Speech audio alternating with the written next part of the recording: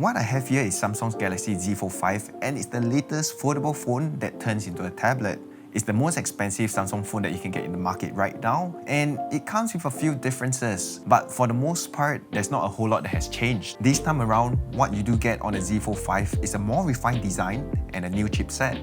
This phone comes in 5 different colors. We have the Phantom Black, Icy Blue, Cream, and 2 other exclusive colors which are only available online on their website. The price of the phone hasn't changed much from the previous year, but it does set you back at 2,400 Singapore dollars for the base version. As we unbox the Galaxy Z Fold 5, you'll be getting the standard quick start guide, SIM ejection tool, and a USB Type-C cable for charging. Let's start with the design of the phone. At first look, the phone comes with a nice matte finish, so no more glossy back, which looks great and is less of a fingerprint magnet now. The Z Fold 5 is thinner than the Z Fold 4 and it is noticeably lighter at 253 grams. One of the key updates this time round is the new flex hinge, which has been reinforced, which allows the Z Fold 5 to fold flat, getting rid of the weird gap the previous models has when folded. There is a noticeable difference where the size of the hinge looks more streamlined than the Z Fold 4. You can see that the screen sits flush on top of each other, which is great as it also helps to minimize dust and dirt from getting into the device. This slimmer form factor definitely makes it look more elegant, and there is a much nicer feel in the hand as far as the one-handed experience goes. Having the balance between the narrow outer screen and the wide inner display that can still be held in one hand makes this phone one of the most user-friendly folding phones currently on the market. Additionally, the phone can also adjust to hold at any angle, similar to what you would have on the hinge of a laptop. Samsung says that this new hinge design, coupled with its dynamic AMOLED 2X display, makes it one of the most durable phones on the market. But whether that's true, only time will tell. Taking a look at the rest of the phone, down at the bottom, you see the microphone, USB Type-C charging port, and also one of the speakers. On the side, you have the power button embedded with the fingerprint sensor, your volume rockers, and your SIM card tray. Right at the top, you have got more microphones, which is great, and another speaker.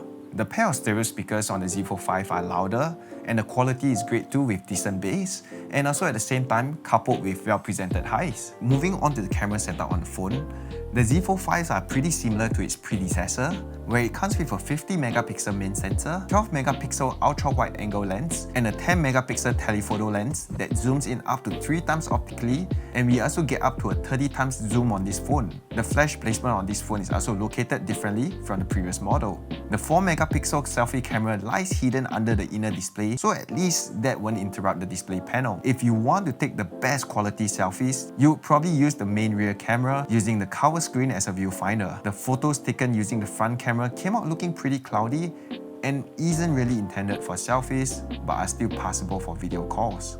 Regarding the video quality, there has never been much major issues. It shoots smoothly in its 4K settings, and the camera experience feels similar to the S23 models. So if you are worried about getting your phone wet, fret not, because this phone is also water resistant and it comes with a IPX8 rating on the device. While the Z Fold 5 is folded, you'll be interacting with the cover screen, which is a 6.2-inch OLED with 120Hz refresh rate. With the inner display, it's a massive 7.6-inch OLED display panel with 120Hz refresh rate, and the maximum brightness on this display has been improved significantly. You can bring it up to 1750 nits, which is 30% brighter than the Z Fold 4. It is expected that when you're using it under daylight conditions, it's still going to be nice and clear. The display itself is simply stunning to watch videos and movies, and it's similar to carrying a high-definition TV in your pocket. As I mentioned earlier, what you get here on the Z Fold 5 is an upgraded chipset. This phone here is currently using a Snapdragon 8 Gen 2 for Galaxy, and that is currently the most powerful Android chipset available right now.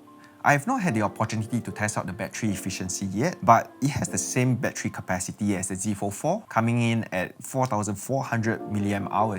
Similarly to the Z Fold 4, Samsung claims that the 25W fast charging will get you to 50% charge in just 30 minutes. I tried playing some mobile games and found the performance of the phone to be very smooth. Despite playing for over an hour, it did not take a huge hit on the battery.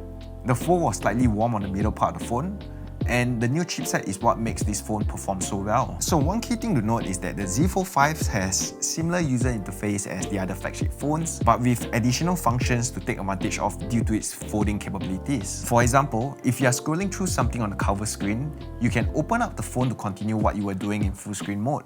I actually love how easy it is using the phone one-handed on the outside, and when you do need that larger display, just fold it open into this inner 7.6-inch display. Another function is the taskbar at the bottom for quick shortcuts, which is similar to what you see on the tablet. Setting up the flex mode panels split the UI of specific applications between the two halves of the screen. When the Z Fold 5 is partially folded, you can easily shoot while the phone is resting on a flat surface.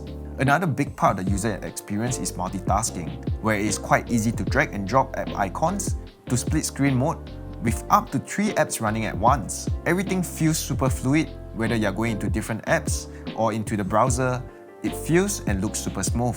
This is a really nice upgrade as far as the phone processor goes. I strongly encourage you to try it out yourself and take full advantage of what this phone has to offer. Sharing the same sentiments on the S Pen, many users are hoping to get a built-in stylus similarly to the Note or the S22 and S23 Ultra. However, that is not the case. But Samsung has reduced the size of their S Pen this year, and you can also purchase a separate case which is slimmer, and you'll be able to insert the S Pen into it. And one more thing worth mentioning is that the S Pen can only be used on the inner display, whereas the cover screen does not support the S Pen. So we have just taken a look at everything that this phone has to offer, and I would say that this is definitely a fantastic device. At the price point that you're paying for, you are getting a revamped hinge and one of the most powerful chipset in the market today. Hands down, it's one of the most advanced smartphones Samsung has to offer, and it's probably one of the best foldable smartphones in the market today. If you currently own the Z Fold 4 and you are still thinking whether to upgrade to the Z Fold 5, I would say that these changes are not a great leap to demand that upgrade. However, if you own a Z Fold 3 or you do not own any foldable smartphone today, definitely consider checking this out and take advantage of the latest trade-in deals that Samsung currently has. I'm sure that if this is your first foldable smartphone device, you'll definitely be blown away. So thank you so much for watching, and let me know down in the comments box below on what you think about the phone. If you enjoyed the video, don't forget to like, share and subscribe, and I will see you on the next video.